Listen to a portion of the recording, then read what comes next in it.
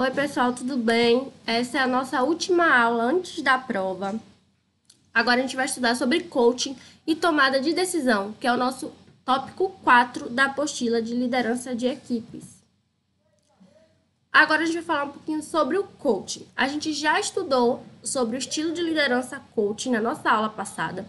E agora a gente vai saber um pouquinho mais sobre esse tema e um pouquinho mais sobre a tomada de decisões aí, que como líderes a gente vai ter que tomar muitas decisões e algumas delas vão ser fundamentais para a sobrevivência ou não da nossa empresa, tá bom? Então, o que seria coaching? Coaching é uma palavra em inglês que vai indicar um fator de formação pessoal, né? Uma atividade em que o instrutor ou o treinador, porque em inglês coach é treinador, vai ajudar o seu cliente, tá? E esse cliente ele vai evoluir em alguma área da sua vida. Então, eu não sei se vocês já ouviram falar sobre os coachings. Tem coaching para tudo hoje. Se você quer aprender inglês, se você quer se desenvolver em alguma área da sua vida, se você quer ganhar dinheiro, tudo tem um coaching aí para te ajudar, tá? Esse conceito de coaching surgiu lá por volta de 1830 na Universidade Britânica de Oxford. Então, não é tão recente quanto a gente pensa, porque só nos últimos anos que a gente viu um desenvolvimento aqui, pelo menos aqui no Brasil, ficou ouvindo falar sobre o coaching, mas ele já existe há muito tempo, tá? E era usado para definir um tutor particular, né? Alguém que ajudava o aluno a se preparar para um exame, né, de uma determinada matéria. Seria, então, um professor particular, tá? Mais tarde, isso foi utilizado nas universidades norte-americanas para definir o tutor particular também, tá? O coaching, ele preparava os alunos para os exames de uma determinada matéria e, com o tempo, ele passou também a ser um instrutor de cantores, de atletas, de atores, né? De artistas no geral. Então, não era só professor particular de uma matéria específica, mas sim de vários outros artistas, né? Então, como é que a gente vai ser um coaching para a nossa equipe, né? A forma mais fácil para a gente estimular o trabalho em equipe vai ser através dos treinamentos e através do coaching, né? O processo de coaching ele vai ajudar os colaboradores a desenvolver habilidades necessárias para funcionar bem em grupo, né? O trabalho de coaching ele vai iniciar criando uma meta desejada pelo cliente, né? E essa meta ela pode abranger as mais diversas áreas e normalmente ela não existe um tempo pré-determinado para esse objetivo ele ser atingido. E esse objetivo é para ajudar os profissionais de qualquer área para maximizar o seu potencial e trazer mais resultado para a empresa ou para desenvolver o seu próprio trabalho. Então, o coach ele vai se iniciar ali pelo cliente, né? O cliente que vai definir o que é que ele quer atingir. E o tutor, né, esse treinador, o coaching, é que vai fazer treinamentos através de neuropsicologia, né, para poder fazer com que atenda, né, o objetivo potencial máximo ali do seu cliente na área que ele escolhe, né? Realizando o coaching ali na equipe, o gestor ele vai orientar o colaborador no desempenho, vai usar metas claras para criar alvos, né, mensuráveis, né? Vai reconhecer os potenciais, vai desenvolver as competências da equipe e também se envolve ali na aprendizagem da equipe. Então, todo mundo caminha junto. Vai receber comunicação para ter resultado, vai promover assim, a desenvoltura para a gente poder trabalhar com conflitos. A gente viu que é importante que o conflito ele existe, então a gente tem que saber lidar com ele. E às vezes até é bom o conflito para a gente poder ver qual é a melhor decisão a ser tomada ali naquele instante, né? A gente tem que ter planos também para o futuro da nossa organização. Então, para ser um bom líder coach, a gente tem que ter um trabalho de auto-reconhecimento, a gente tem que criar um ambiente de confiança ali na nossa equipe. A gente tem que focar em ações, a gente tem que ter um ambiente favorável para a gente melhorar o nosso desempenho, né? A gente tem que ver quais são as nossas qualidades, as qualidades dos nossos liderados, né? A gente tem que dar suporte para a nossa equipe e para a gente mesmo, que a gente tem que dar o nosso melhor, a gente tem que orientar os nossos liderados para tomadas de decisões e nós mesmos temos que tomar decisões. Então, a gente tem que conduzir o nosso liderado para ser o responsável pelos seus desafios e pelos objetivos. Então, o coach está ali só para ajudar. Ele não vai fazer pelo liderado, né? Ele vai ajudar para que aquele liderado atinja, né, o seu máximo potencial, seja ali 100%, o que ele está pretendendo atingir, tá bom? A maior qualidade de um bom líder coach é ser sensível ao ambiente à sua volta, né?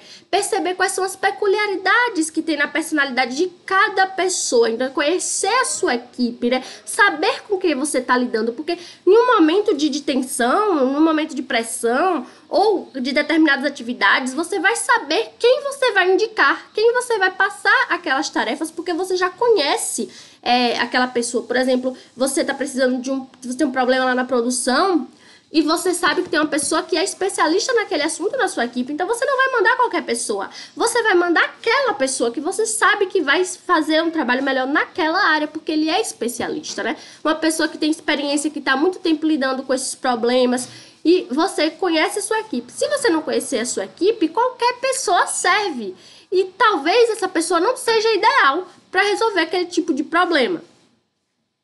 Então, o coach, ele também faz uma enorme diferença para o trabalho em equipe, né? O estilo de trabalho também dos líderes, porque é um dos pontos mais importantes ali que a gente tem para poder incentivar e motivar a nossa equipe, né? Porque se a gente não tiver uma liderança adequada, a gente não tem comunicação, não tem respeito, não tem confiança, e aí a gente não tem proatividade, nossa equipe vai se desintegrando ali, porque não tem uma liga, né? Não tem aquela pessoa que mantém todo mundo unido, tá bom? Lembrando que a gente não pode motivar a outra pessoa. Lembra que a gente viu na aula passada? A própria pessoa que tem que procurar, assim, né? Motivos, né? Para poder ficar animada, para poder querer trabalhar, tá? A gente não pode motivar o outro. E como é, então, que a gente recebe o treinamento de coaching, né? Algumas pessoas ali, elas são líderes natos, né? Já na infância a gente vê pessoas que gostam de comandar as brincadeiras, comandam as atividades escolares, comandam os irmãos. Então a gente já viu que aquela pessoa nasceu para ser líder, né? Outras pessoas, elas têm um desafio, né? Acham que é um desafio liderar. Mas, como a gente disse, as pessoas podem até nascer com esse dom, gente. Mas ele tem que ser desenvolvido. Tudo a gente aprende. Então, algumas características que um líder eficaz ele tem que ter é o quê? Ter uma boa comunicação, ter uma boa percepção, né? Ter inteligência emocional, conseguir fazer um bom planejamento estratégico, tem que ter técnica de feedback, ou seja, tem que dar um retorno para os seus liderados, né? Dentre outras características. E todas essas características, elas podem ser trabalhadas. Claro que você já pode ter essas características dentro de você, mas elas podem ser melhoradas, né? A gente pode dar um up aí nas nossas características, nas nossas habilidades, para sermos líderes, né? Melhores líderes. Quando a gente recebe um treinamento de coaching, né? A gente consegue aprimorar as habilidades, as nossas capacidades e até adquirir novas habilidades, né? Então, a gente vai conseguir fazer uma liderança plena, harmoniosa e vai conseguir atingir os nossos resultados, tá? O coaching, ele vai proporcionar ao líder técnicas e ferramentas para desenvolver o nosso potencial, né? Ou seja, a gente vai ter conhecimento para a gente aprimorar as habilidades e as capacidades de outra pessoa e eliminar algumas barreiras e algumas crenças que podem estar limitando e impedindo o crescimento ali daquela equipe, daquela pessoa, tá? Tanto o crescimento pessoal quanto os resultados ali que a gente quer atingir na nossa organização, tá? Um método, ele vem agregar, né? Esse método vem agregar o diferencial, né, aos profissionais. E tem cada vez mais no mercado, a gente vê que está crescendo o número de treinadores e o número de pessoas interessadas nesses treinamentos, tá? Então, a gente vai conseguir ter líderes inspiradores, motivadores, comunicadores, né? Que vão conduzir o seu trabalho muito bem e que vai desenvolver pessoas. Essa é a melhor parte, né? Porque a gente vai ter um ambiente seguro, vai ter um ambiente confiável, a gente vai conseguir tomar decisões assertivas, né? Vai alcançar o nosso resultado e, além disso, a gente vai atingir nossas metas e vai melhorar ainda mais, né? Nossa equipe. Outro ponto que os coaches trabalham ali nos seus liderados vai ser o quê? Planejamento estratégico, a definição, como é que a gente vai definir as nossas metas e os nossos objetivos e o que a gente vai fazer para atingir também. A gente vai estudar gestão de tempo, vai definir os nossos planos de ação, como a gente vai ter foco, né? Métodos para a gente conseguir focar ali.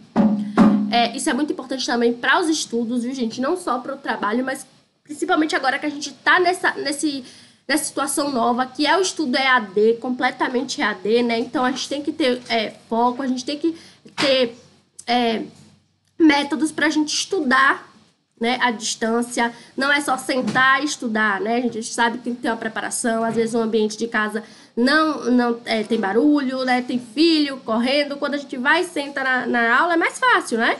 Mas em casa é mais complicado. Então a gente tem que desenvolver técnicas para estudar, para ter foco, para ter concentração, tá? Não é só no trabalho. Então, a gente pode ter coaching para isso também. E tem dicas também de estudos aí agora na internet também, tá? Quais são, então, os objetivos do coaching? Desenvolvimento de habilidades, lidar com as dificuldades também, superar os obstáculos, lidar com as insatisfações pessoais também, né? E da equipe. E as expectativas do futuro, né? E algumas vantagens ali do coaching é o quê? Auto-reconhecimento, o alcance das metas, né? O desenvolvimento acelerado da equipe, o crescimento progressivo, vai gerar um ambiente ali favorável, né? Vai aperfeiçoar o desempenho da equipe e vai aumentar a motivação, né? Através dos treinamentos, através ali da liderança, tá? Tomada de decisão, gente. A gente estudou ali o coaching, viu como é que vai desenvolver ali os seus liderados e a gente viu que a gente também tem que tomar decisões. Então, como é que a gente vai tomar essas decisões, né? Muito importante a gente saber isso também. É muito bom frisar também, gente, que existe uma diferença entre você procurar um profissional de coaching e um psicólogo, tá? O psicólogo, ele tem a formação, ele tem um registro, tá? Para atender, principalmente em questões de quando a gente está falando de neuropsicologia, a gente está falando de problemas que você está passando por ansiedade, outras coisas, tá? A gente tem que procurar um profissional reconhecido. O coaching lá, o treinamento de desenvolvimento pessoal, a gente trabalha para habilidades e para competências, tá bom? Então, é importante a gente ter essa definição, essa divisão para a gente saber o profissional que a gente deve procurar, tá? A tomada de decisão, então, nosso último assunto, é um ato que vai exigir firmeza ou coragem para a gente resolver os nossos problemas. Então, a gente vai querer o quê? Conquistar resultados positivos, tanto pessoais quanto resultados econômicos. Então, a gente vai tomar decisão. Então, assim, a tomada de decisão vai ser o quê? O ato ou o efeito de tomar, de decidir, né? De ter determinação, tá? E coragem pra gente decidir alguma coisa, tá? Esse processo de tomar decisão, ele é complexo e vai depender das nossas características pessoais também, tá? Da situação e da maneira como a gente vê aquela situação, tá? Então, ele vai exigir 7 etapas pra gente tomar uma decisão. A primeira etapa vai ser a gente perceber a situação que está envolvendo ali aquele problema. Depois que a gente percebe a situação, a gente tem que analisar e definir aquele problema. Depois a gente vai definir os objetivos. Vai procurar alternativas de solução para aquele problema. Vai escolher a alternativa mais adequada para a gente alcançar o nosso objetivo. Vai avaliar e comparar com as outras alternativas. E aí, então, a gente vai implementar aí a solução que a gente escolheu ali, tá bom, gente? Cada etapa, ela vai influenciar a outra e vai influenciar todo o processo, tá? E a gente não precisa também seguir todas as etapas à risca, tá? Se a gente tem uma pressão muito forte para uma solução imediata, a gente pode abreviar ali as etapas e tomar nossa decisão ali rapidamente, tá? Mas essa tomada de decisão, ela vai ser uma atividade essencial, tá? E a gente não consegue ensinar para outra pessoa como tomar a melhor decisão em todos os momentos.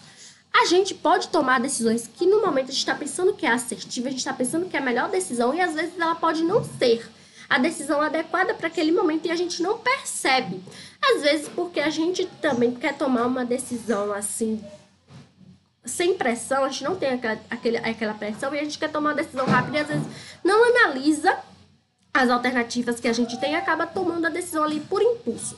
Então, se a gente tiver um tempinho, por menor que seja, para a gente analisar a situação e a gente tomar aquela decisão ali no momento, pensando no futuro, pensando nas consequências, porque toda ação tem uma reação, na verdade, é o melhor para a nossa equipe, tá?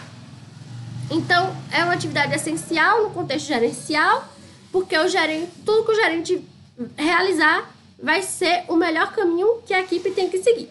Então, a gente tem que ter determinadas aptidões para obter êxito na função de gerenciar, né? Tomar decisão vai ser o processo para identificar os problemas e as oportunidades e em seguida a gente vai solucionar aquele problema, tá?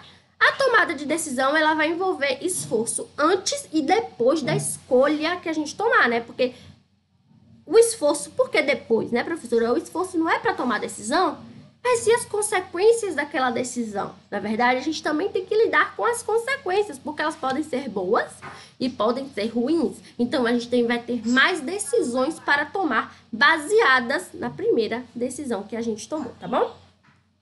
As pessoas, geralmente, elas vão diferir na maneira que elas procedem para solucionar os problemas, né? Vão existir 4 funções que vão ser relativas ao processo de decisão. É a sensação, a intuição, o pensamento e o sentimento, né? A gente vai coletar informações e avaliar se essas informações, então, são atividades separadas, né? A coleta, ela pode ocorrer por meio da sensação ou da intuição. Já a avaliação, ela é realizada através do pensamento ou do sentimento da pessoa, não é verdade? Então, a gente tem que ter 4 funções ali. A sensação, a intuição, o pensamento e o sentimento, tá? E a gente tem que ver qual é o que vai dominar o nosso ser, né? Qual dessas 4 funções elas vão te dominar, né? E cada uma tem as suas vantagens e tem as suas desvantagens também, né? Então, a gente tem que ver qual é a função da coleta de informação combinada com a análise das informações que a gente coletou, tá bom? Para que haja venato, o tomador de decisão ele está inserido em uma situação, né? E a gente tem que alcançar os objetivos. E no alcance desses objetivos tem as nossas preferências pessoais. E a gente vai seguir estratégias, que é o curso da ação que a gente vai tomar para alcançar os resultados que a gente espera, né? Então, toda decisão, ela envolve uma opção. Então, para a pessoa seguir essa opção, ela vai abandonar outras. Então, esse é o custo de oportunidade que a gente estudou lá na nossa disciplina de custos e orçamentos.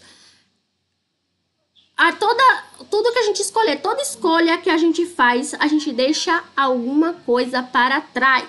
Então, a gente tem que definir a melhor escolha baseada nas consequências que ela vai ter, tá bom? Sempre vai ter um processo aí de seleção, né? Sempre a gente vai ter que escolher a alternativa. E esse processo, ela vai ter uma ação reflexiva. Por exemplo, se a gente digitar as teclas no computador, vai aparecer aqui na tela, né? Então, tudo é um produto de raciocínio, tudo é planejamento e tudo tem projeção para o futuro. Então, todo o curso da ação é ordenado no sentido de um objetivo a ser alcançado e segue uma racionalidade, tá bom? O tomador de decisão, ele vai escolher uma alternativa entre outras, tá bom? Se ele vai escolher os meios apropriados para alcançar um determinado objetivo, a decisão dele é racional, tá? Pela cabeça, lembra? Decisão é o processo de análise e escolha entre as alternativas disponíveis de curso de ação que a pessoa vai seguir. Então, toda decisão, segundo o que a Venato, né, ela vai ter 6 elementos. O primeiro elemento vai ser o tomador de decisão, né? Que é a pessoa que vai fazer uma escolha ou uma opção entre várias alternativas. A segunda é os objetivos, né? Que o tomador vai pretender alcançar com as ações. A terceira vai ser as preferências, né? Os critérios que o tomador de decisão vai usar para fazer a sua escolha. A quarta vai ser estratégica, né? Que é o curso de ação que o tomador de decisão vai escolher para atingir os objetivos. Esse curso de ação vai ser o caminho que ele escolheu, né? E vai depender dos recursos que aquela equipe, que aquela pessoa tem. A quinta é a situação, né? São os aspectos do ambiente que envolvem o tomador de decisão. Alguns deles vão estar fora do controle, do conhecimento, da compreensão que vai afetar a escolha. E o sexto é o resultado, né? Que é a consequência ou que vai ser resultante de uma estratégia. Então, aí são 6 passos aí, né? Os 6 elementos que vão envolver uma decisão, tá bom? E a nossa atividade da aula de hoje vai ser descrever os principais fatores que vão auxiliar na tomada de decisão. Quais são os fatores que vocês acham que auxiliam na hora de você tomar uma decisão, tá? A gente viu ali fatores como ambiente, a gente viu que precisa ter pressão ou não, a gente viu que a gente tem que analisar as alternativas. E para vocês, quando vocês vão tomar uma decisão na vida de vocês, o que é que vocês analisam, tá? Quais são os fatores que vão ajudar vocês ou que vão atrapalhar vocês na hora de tomar uma decisão, tá? Podem escrever ali 2 parágrafozinhos e mandar pra mim, tá bom? Até a próxima!